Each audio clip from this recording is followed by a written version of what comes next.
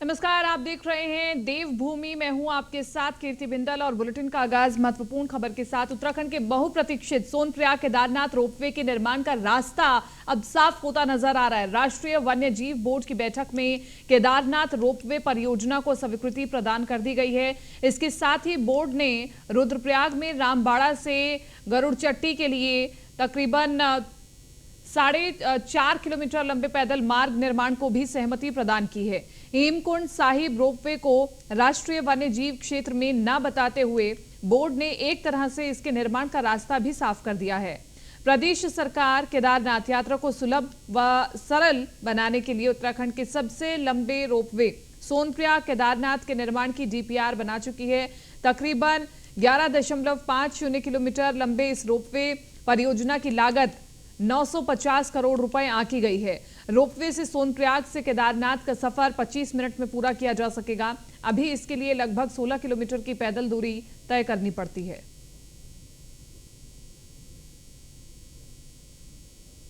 हमारे देश के यशस्वी प्रधानमंत्री मोदी जी का धन्यवाद करना चाहता हूं कि उन्होंने 5 नवंबर 2021 को बाबा केदार की भूमि से कहा था कि जल्दी ही आने वाले समय में केदारनाथ और हेमकुंड साहिब दोनों जगह पर लोग केबल कार से रोपवे से जा पाएंगे। और उन्होंने तब घोषणा की थी और साथ ही ये कहा था कि 21वीं सदी का तीसरा दशक उत्तराखंड का दशक होगा।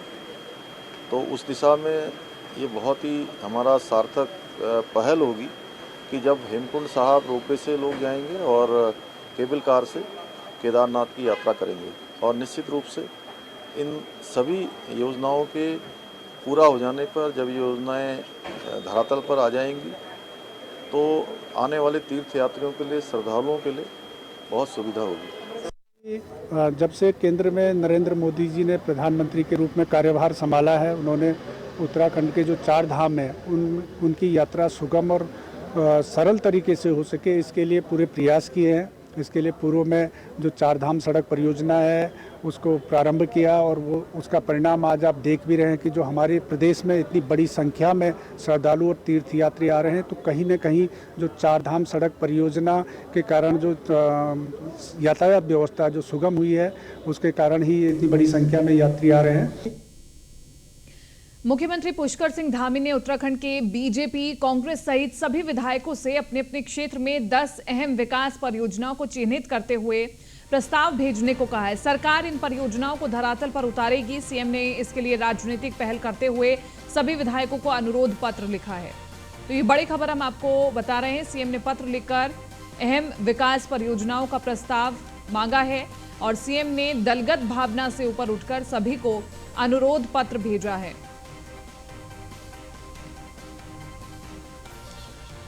संकल्प लिया है, हमारी सरकार ने संकल्प लिया है कि उत्तराखंड को हिंदुस्तान के श्रेष्ठ राज्यों में शामिल करना है। तो इसके लिए आवश्यक है कि सभी जगह का, सभी विधानसभा क्षेत्र उत्तराखंड के समग्र विकास के लिए सभी जगह से इस प्रकार की योजनाएं प्राप्त हों। उनको प्राथमिकता के आधार पर हम करेंगे और जो प्लानिंग है, प्लानिंग के आधार पर जो योजनाएं पहले हो सकती हैं उनको पहले करेंगे और जिनके दीर्घकालिक जो काम हैं उनको दीर्घकालिक योजना में सम्मिलित करेंगे। पूरे उत्तराखंड को हम सब। भाजपा के प्रमुख रणनीतिकारों में शामिल राष्ट्रीय महामंत्री कैलाश विजयवर्गीय शुक्रवार से उत्तराखंड के दौरे पर हैं। अपने 4 दिवसीय दौरे में वो संगठन की नब्ज टटोलेंगे और 2024 के लोकसभा चुनाव की दृष्टि से संगठन पदाधिकारियों को दिशा निर्देश देंगे। उनकी मुख्यमंत्री, प्रदेश भाजपा अध्यक्ष और पार्टी सांसदों व विधायकों, त्रिस्तरीय पंचायतों व शहरी निकायों के प्रतिनिधियों के साथ अलग अलग बैठकें होंगी। कार्यक्रम के अनुसार विजयवर्गीय शुक्रवार को हल्द्वानी पहुंचेंगे। 15 अक्टूबर को वो बूथ व मंडल स्तर के पदाधिकारियों की बैठक लेंगे। उनका रात्रि प्रवास हरिद्वार में होगा। वहां उनका प्रमुख संतों से मिलने का कार्यक्रम है। अगले दिन 16 अक्टूबर को देहरादून आएंगे। देखिए, भारतीय जनता पार्टी में एक विशिष्ट कार्य पद्धति है और हमारे जो राष्ट्रीय महामंत्री हैं वो समय समय पे प्रवास करते रहते हैं और उसी प्रवास के कार्यक्रम के अंतर्गत माननीय कैलाश विजयवर्गीय जी उत्तराखंड पहुँचे हैं। आज हल्द्वानी में हैं वो, और उसके बाद पूरे क्षेत्रों का भ्रमण करते हुए, कार्यकर्ताओं से विभिन्न बैठकें करते हुए परसों वो देहरादून में भी रहेंगे और अनेकों बैठकों में वो संगठन के कार्यों की। उत्तराखंड बीजेपी के वरिष्ठ नेता और पूर्व कैबिनेट मंत्री केदार सिंह फोनिया का शुक्रवार को निधन हो गया है। फोनिया के निधन पर सीएम पुष्कर सिंह धामी समेत अन्य दिग्गजों ने शोक जताया है। केदार सिंह फोनिया अविभाजित यूपी में तत्कालीन कल्याण सिंह सरकार में पर्यटन मंत्री भी रहे थे। फोनिया की केदार घाटी और बद्रीनाथ विधानसभा सीटों में मजबूत पकड़ थी। उन्होंने राम मंदिर निर्माण को लेकर भी महत्वपूर्ण भूमिका निभाई थी। केदार सिंह फोनिया उत्तराखंड राज्य गठन से पहले 3 बार साल 1991, फिर 1993 में हुए उपचुनाव और साल 1996 में भी बीजेपी के टिकट पर जीतकर विधायक बनकर विधानसभा पहुंचे थे। इसके अलावा राज्य गठन के बाद भी साल 2007 में केदार सिंह फोनिया एक बार फिर से बीजेपी के टिकट पर जीतकर आए। हालांकि इसके बाद अगले 2012 के विधानसभा चुनाव में उन्हें पार्टी ने टिकट नहीं दिया, जिससे वो नाराज होकर पार्टी छोड़कर चले गए। इसके बाद कुछ दिन वे आम आदमी पार्टी की कमान संभालते हुए नजर आए और साल 2014 के लोकसभा चुनाव में कांग्रेस से चुनाव लड़े हरक सिंह रावत के साथ केदार सिंह फोनिया समर्थन देते हुए नजर आए। हालांकि साल 2019 के लोकसभा चुनाव से ठीक पहले वो वापस बीजेपी में आ गए। इसके बाद वो एक्टिव राजनीति में दूर ही रहने लगे। बेहद दुखद खबर।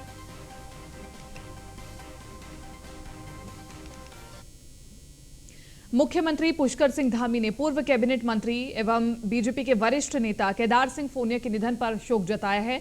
मुख्यमंत्री धामी ने केदार सिंह फोनिया के आवास पर पहुंचकर उन्हें श्रद्धांजलि दी।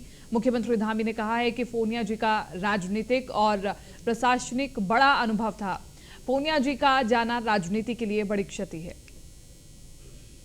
केदार सिंह फोनिया जी का जाना बहुत ही हमारे लिए दुर्भाग्यपूर्ण है, बहुत अपूर्णीय क्षति है। उनका एक लंबा अनुभव रहा है सामाजिक क्षेत्र में, राजनीतिक क्षेत्र में, प्रशासनिक क्षेत्र में, हर क्षेत्र के वो जानकार थे और उत्तराखंड के हर बिंदु के मर्मज्ञ थे, चाहे वो राजनीति का क्षेत्र हो, समाज का क्षेत्र हो या प्रशासन का क्षेत्र हो। आज उनका हमारे बीच से जाना उत्तराखंड राज्य के लिए बहुत बड़ी क्षति है। मैं भगवान से प्रार्थना करूंगा कि भगवान उनको अपने श्री चरणों में स्थान दे। केदार सिंह।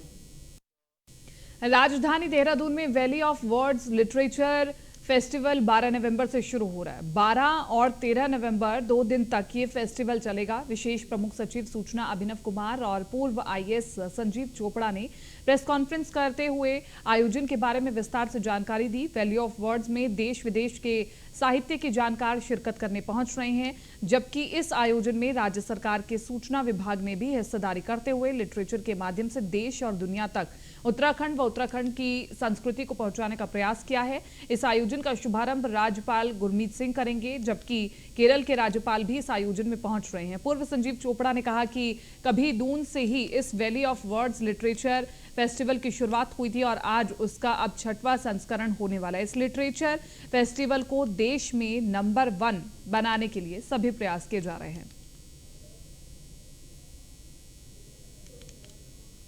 देहरादून काफ़ी लंबे समय से आर्ट्स, कल्चर और बुक लवर्स की नगरी रहा है और पिछले 6 साल से देहरादून शहर में यहाँ लिटरेचर में रुचि रखने वाले लोगों ने अपने निजी प्रयासों से एक वैली ऑफ वर्ड्स करके फेस्टिवल की शुरुआत की थी और इस साल उसका जो 6वां एडिशन है वो 12 और 13 नवंबर को मनाया जा रहा है देहरादून में।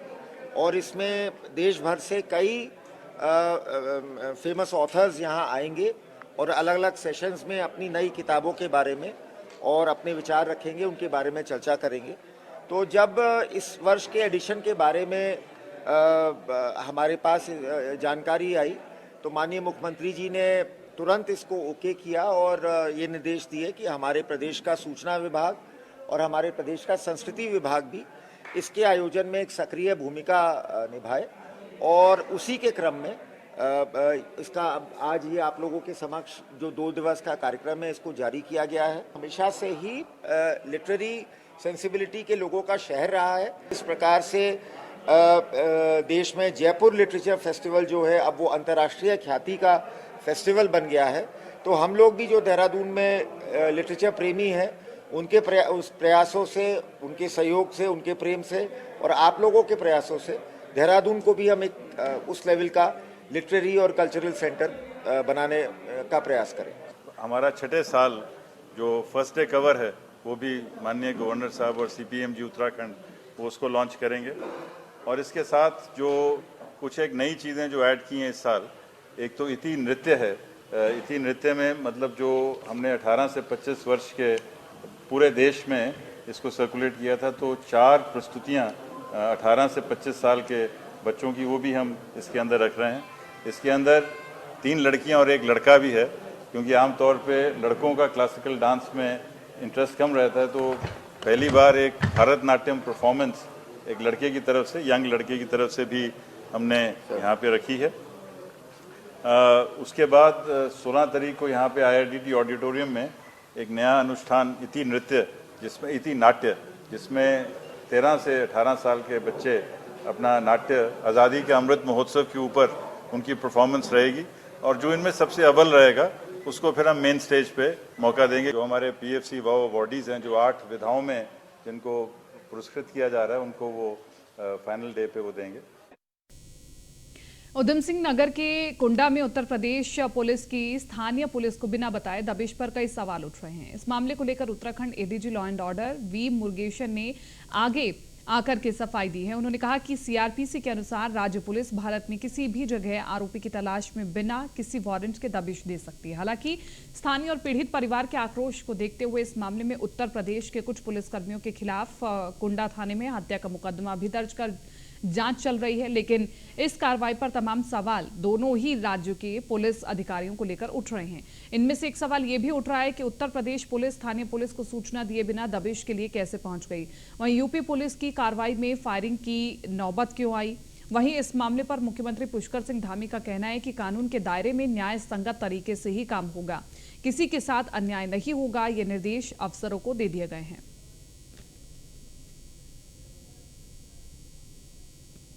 जो भी दोनों राज्यों का मामला है, हमने कहा है कि विधि सम्मत जो भी कानून का काम है, कानून अपना काम करेगा। उसमें हमारी तरफ से पूरी तरह से यही कहा गया है कि निष्पक्ष उत्तराखंड सरकार निष्पक्ष तरीके से उसको कार्रवाई को आगे बढ़ाएगी और जो विधि सम्मत है, कानून सम्मत है, वो सब उसमें होगा। उत्तराखंड अधीनस्थ सेवा चयन आयोग के नवनियुक्त अध्यक्ष गणेश सिंह मार्तेलिया ने पदभार ग्रहण कर लिया है। न्यूज़ 1 इंडिया के विशेष संवाददाता सुदीप जैन से खास बातचीत में मार्तोलिया ने प्राथमिकता बताते हुए साफ कहा कि UKSSC के प्रति युवाओं का विश्वास खत्म हो गया है और ऐसे में मेरी प्राथमिकता होगी कि युवाओं में फिर से विश्वास जगाया जाए, ताकि उन्हें लगे कि इस आयोग से उन्हें उनकी काबिलियत के हिसाब से नौकरी प्राप्त होगी, वो भी पारदर्शिता के साथ। उत्तराखंड अधीनस्थ सेवा चयन आयोग यानी UKSSC को नए चेयरमैन मिल गए हैं। गणेश शंकर मार्तोलिया रिटायर्ड IPS हैं, IG स्तर का उन्होंने ड्यूटी की है। उत्तर प्रदेश उत्तराखंड कई महत्वपूर्ण स्थानों पर, महत्वपूर्ण पदों पर वो रहे, उनसे बातचीत करते हैं। सर, एक ये बड़ी जिम्मेदारी है, UKSSC को आज जो कोई देखता है या UKSSC की बात करता है तो इसको करप्शन की दूसरी संस्था के रूप में देखता है, ऐसा क्यों? ऐसी परिस्थितियाँ पैदा हुई जिससे मैं बिल्कुल कह सकता हूँ कि SSC के ऊपर एक इस तरह की दाग लगे और जिससे लोगों का विश्वास ऑलमोस्ट करीब करीब ख़त्म सा ही हो गया। उसके कारण भी हैं जो लगातार न्यूज़पेपरों में, अखबार के मीडिया से मिल रहा है। अब हमारी कोशिश है कि उनको दोबारा रिस्टोर करें, उस विश्वास की जो स्थितियां थीं उसको ख़त्म करें और SSC फिर अपने पूरे ईमानदारी से, पूरी पारदर्शिता से अपना काम करें और हमारे जो यूथ हैं, जो हमारी ताकत है, हमारी शक्ति है, इनको दोबारा भरोसा हम पर हो, ये हमारी कोशिश होगी। चुनौती बड़ी है लेकिन प्रयास करेंगे, प्रयास करने में कोई चीज़ असंभव नहीं है। सर, आपकी परीक्षाएं लोक सेवा आयोग को चली गई। लोक सेवा आयोग पे अपनी परीक्षाओं का बर्डन बहुत ज़्यादा है। इस बीच आपके पास जो कल ही चूंकि आपने चार्ज भी संभाला है, तो क्या जो ये समय है, शुरुआती प्राथमिकता आपकी क्या है? एक्सपर्ट से बातचीत करना, युवाओं से बातचीत करना, कैसे ये ट्रैक पर आए, कैसे लीकेज खत्म हो और कैसे फुल प्रूफ सिस्टम बने, ये कैसे सुनिश्चित करना, इसको सुनिश्चित करना कितना आसान आपको या कठिन लगता है? देखिए, जो यूपी, जो हमारा उत्तराखंड पब्लिक सर्विस कमीशन है, जिनको एग्ज़ाम दिया, बिल्कुल सही है वो।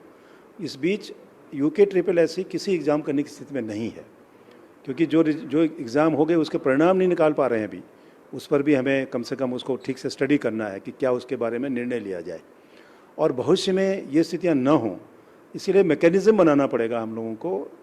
हम चाहे आईआईटी वालों से बात करें, उनके एक्सपर्ट से बात करें, नीट के बड़े बड़े एग्ज़ाम होते हैं, ट्रिपल जेईई के एग्ज़ाम का एक एग्ज़ाम होते हैं जिनमें काफ़ी संख्या में, लाखों संख्या में लोग बैठते हैं, उनका भी कोई सिस्टम होगा। तो हम एक कोशिश करेंगे कि एक्सपर्ट के माध्यम से एक मैकेनिज़्म ऐसा बने जिससे ये लीकेज ना हो, पेपर आउट ना हो, इस तरह की बदमाशी ना हो, लोग नकल करके लोगों को अपने पास करा दें, ये ना हो।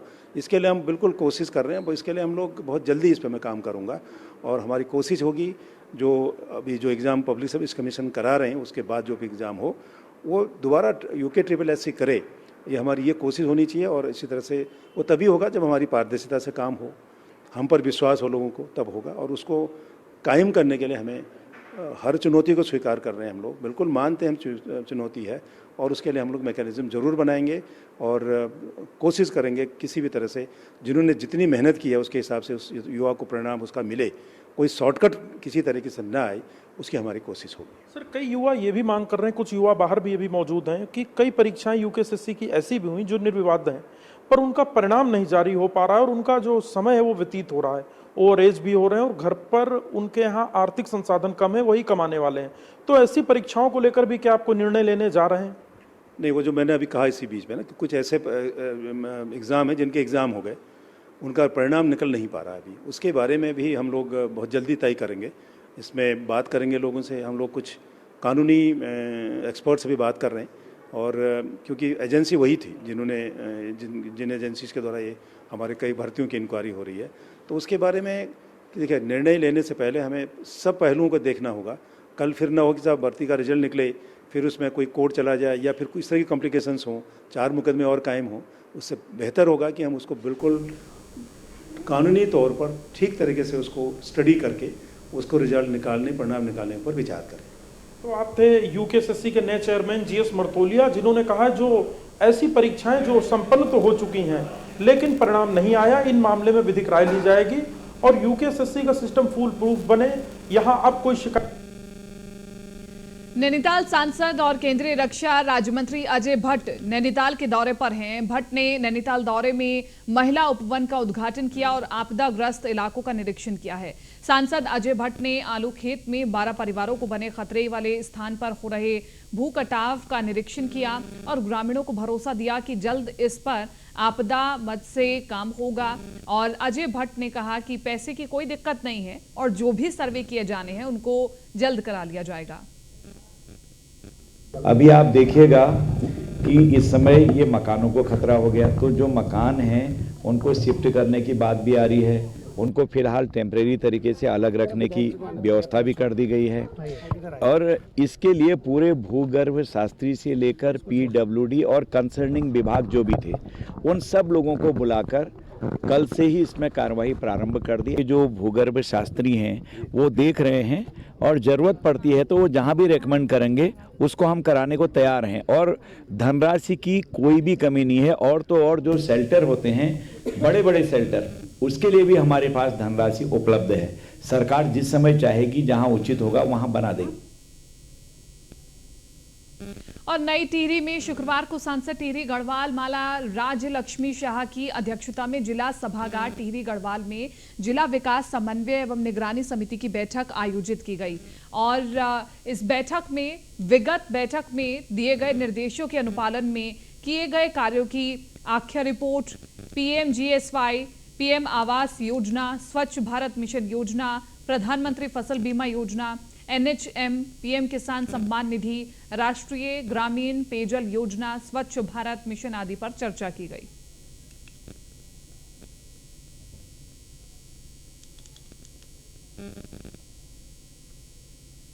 हरिद्वार में बेटों की मौत का डर दिखाकर 12.5 लाख रुपए ठगने वाले कथित तांत्रिक समेत 3 आरोपी पुलिस के हत्थे चढ़ गए हैं, जबकि फरार अन्य आरोपियों को पुलिस खोज रही है और सभी आरोपी यूपी के बिजनौर के रहने वाले हैं। जानकारी के मुताबिक श्यामपुर थाना क्षेत्र के गांव सज्जनपुर पीली निवासी भगवत के बेटे की 5 महीने पहले अकाल मौत हो गई थी और इसी दौरान उसके घर पहुंचे खुद को तांत्रिक होने का दावा करने वाले प्रदीप जोशी ने बताया कि उनके घर में खजाना दबा हुआ है। उसी के प्रकोप के चलते ही उनके बेटे की अकाल मौत हुई है और यदि खजाने को नहीं निकाला गया तो उसके 2 और बेटों की भी अकाल मौत हो सकती है। आरोप ये भी है कि बेटों की मौत का भय दिखाकर कथित तांत्रिक प्रदीप जोशी, उसके साथ ही विक्की जोशी समेत अरविंद जोनी और दिवाकर ने 11 अक्टूबर को घर में पूजा पाठ करते हुए तकरीबन 12.5 लाख रुपए की रकम ठग ली। आरोप ये भी है कि उसके बाद ना तो उनके खजाना बरामद हुआ और ना ही उनके रुपए लौटाए गए। हमारे ताऊ जी हैं, लगभग इनकी उम्र 65 से अब ये उन तांत्रिकों के जो है चक्कर में आ गए थे। लगभग 12.5 लाख रुपए से ऊपर की अगर अमाउंट ले लिए जो इनके अकाउंट से निकले। इनके द्वारा जो है कोई व्यक्ति भेजा गया था घर पर, तो उस वक्त में हमारे ताऊ जी हैं, लगभग इनकी उम्र 65 से अब ये उन तांत्रिकों के जो है चक्कर में आ गए थे। लगभग 12.5 लाख रुपए से ऊपर की अगर अमाउंट ले लिए जो इनके अकाउंट से निकले। इनके द्वारा जो है कोई व्यक्ति भेजा गया था घर पर, तो उस वक्त मैं अपने घर पे था। अचानक से मुझे आवाज़ आई हमारी ताई की कि उसने कहा कि हाँ माता जी बताइए क्या है किस तरह का। तो मैं इनके घर पे पहुंचा। उसकी जो व्यक्ति आ रखा था ये सर लेकर, वो मटका ले रखा था उसने, तो उस मटके में वो रख के बैठा हुआ था। तो मैंने उससे पूछा, मैंने कहा हाँ भाई कौन हो, कहाँ से आए हो? तो वो कुछ बताने को तैयार नहीं था। फिलहाल इस बुलेटिन में मेरे साथ इतना ही, लेकिन आप बने रहिए न्यूज़ 1 इंडिया के साथ।